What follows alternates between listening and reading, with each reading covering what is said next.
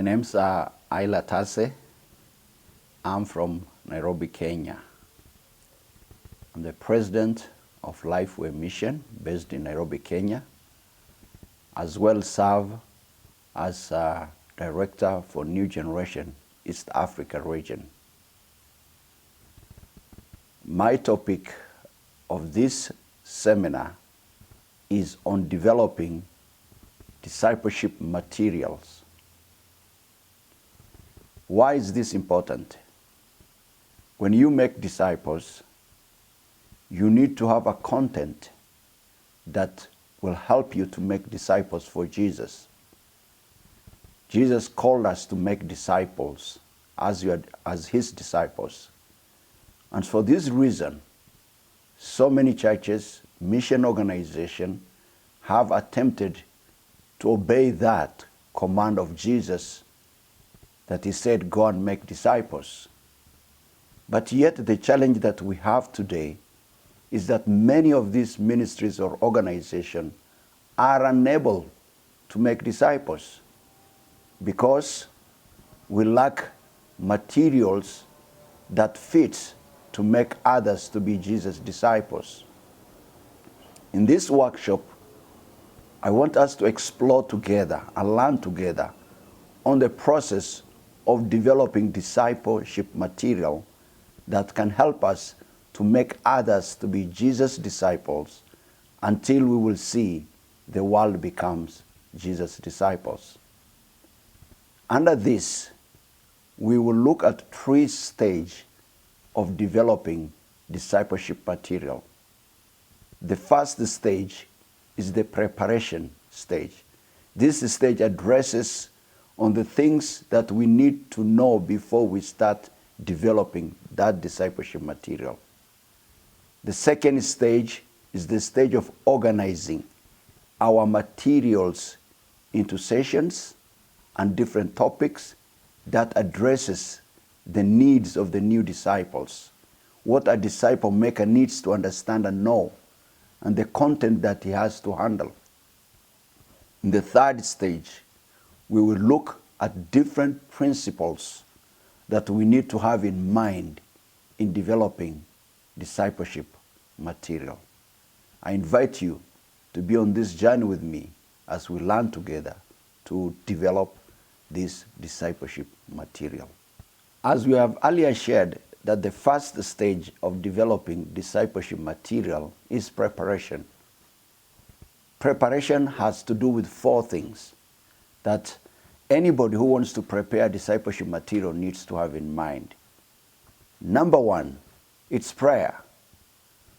A disciple maker needs to pray to God, needs to pray for God's leading into developing materials that fits the new disciples.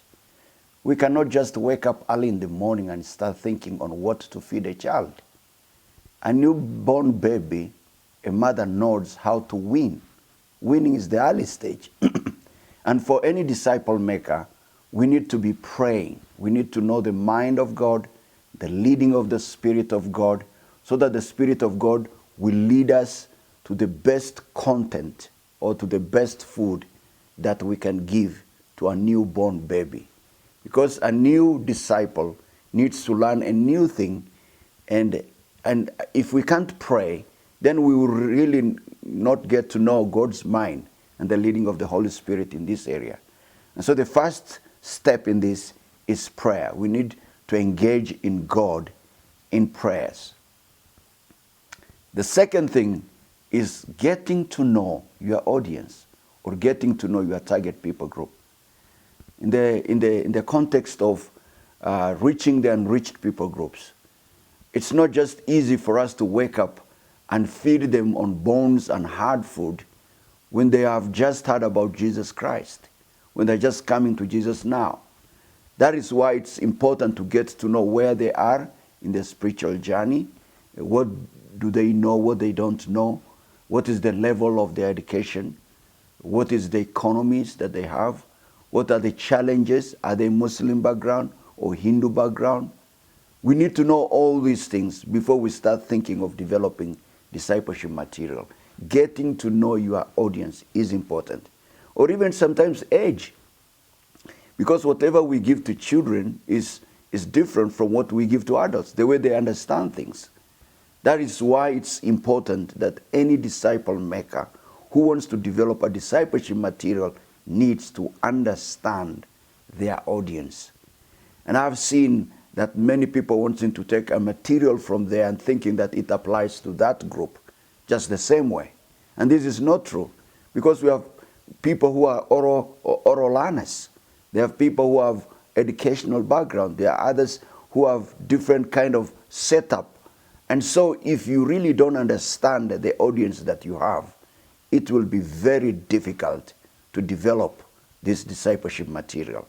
And that's why the second step in this preparation stage is so important, that we get to know the audience that we are discipling, or the people, or even the individual, or the group. We get to know them very well. The third is to develop a team that will work on developing this discipleship material.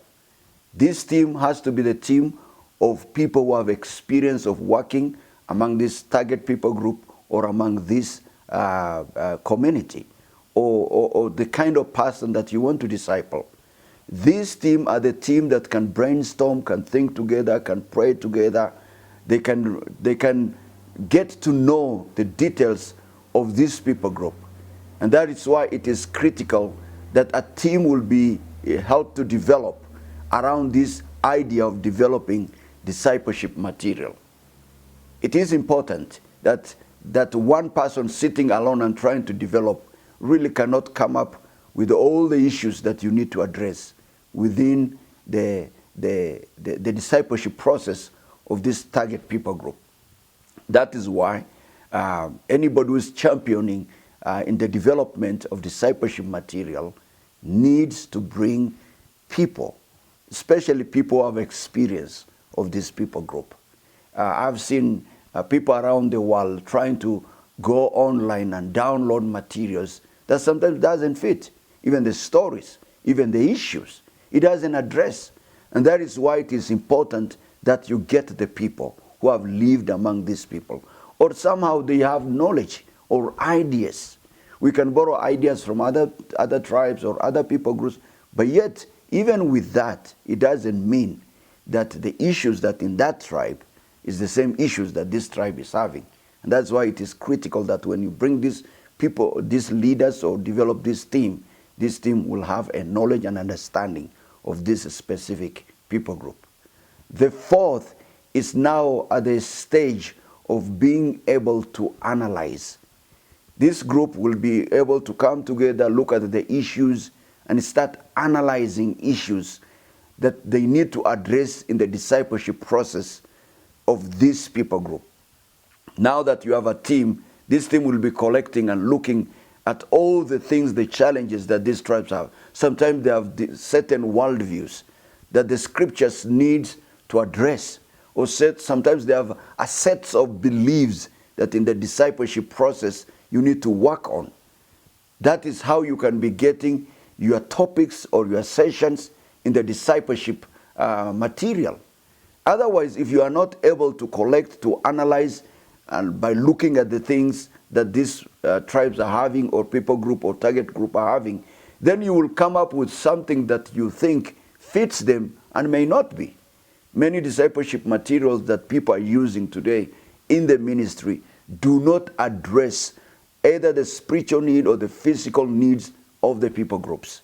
And that is why we need to have people, a group of people who can be able to analyzing and putting them in the series or in the topics that you need to work on for these tribes.